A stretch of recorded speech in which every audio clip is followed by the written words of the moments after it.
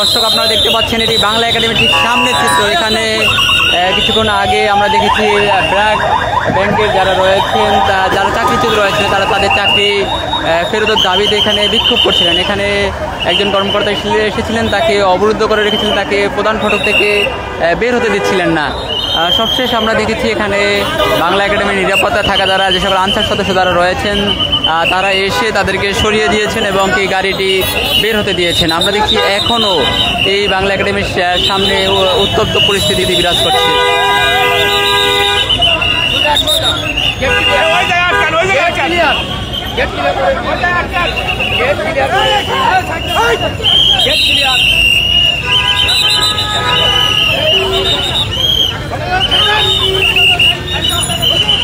Jamuna electronics ঈদে double খুশি offer season 3, যে কোনো পণ্য কিনলেই পাচ্ছেন নিশ্চিত ঈদ উপহার। দর্শক আমরা দেখতে পাচ্ছি বাংলা একাডেমির ভিতরে যে ব্যাংক আর এসএমই নারী উদ্যোক্তা সমাবেশ এবং পণ্য প্রদর্শনী মেলা হওয়ার কথা ছিল, সেখান থেকে কয়েকজন গেস্ট এখানে এসেছিলেন। তারা আসার পরবর্তী সময়ে এখানে আমরা দেখছি ব্র্যাক ব্যাংকে চাকরিচ্যুত যারা রয়েছেন, যারা ব্র্যাক ব্যাংকে যারা চাকরিচ্যুত হয়েছেন তারা মূলত তাদের চাকরি ফেরতের দাবিতে এখানে এসে বিক্ষোভ করছিলেন। একটু কথা বলতে চাই, আপনাদের মূল দাবিটা কি ছিল? একটু কথা বলি, আসলে কি ঘটেছে একটু গভর্নর কি মনে করে রাস্তা না আমরা তো আপনাদের দাবিটা কি মূল কথা বলা যাবে না?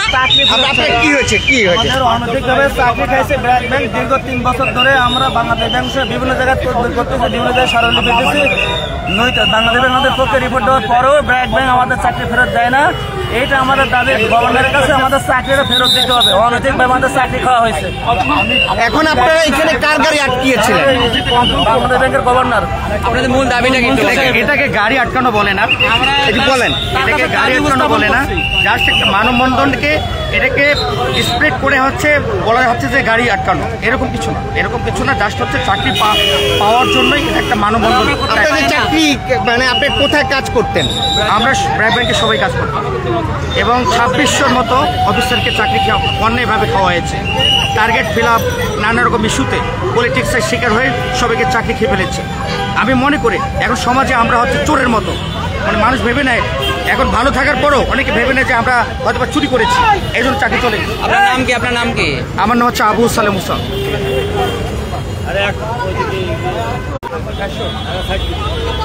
আসলে আমাদের যে চাকরিগুলো সেটা হচ্ছে আজকে থেকে হচ্ছে 2 বছর আগে আমার চাকরি চলে গেছে। আর হচ্ছে সবচেয়ে বড় কথা হচ্ছে চাকরি করা না করে পরে ব্যাপার। চাকরি চলে গেলে সমাজে একটা আলাদা একটা কুসংস্কার সবাই, এটা আসলে কিছু বলেনি। ডেকে নিয়ে যে রিজাইন করেছে জোরপূর্বক, রিজাইন করেছি।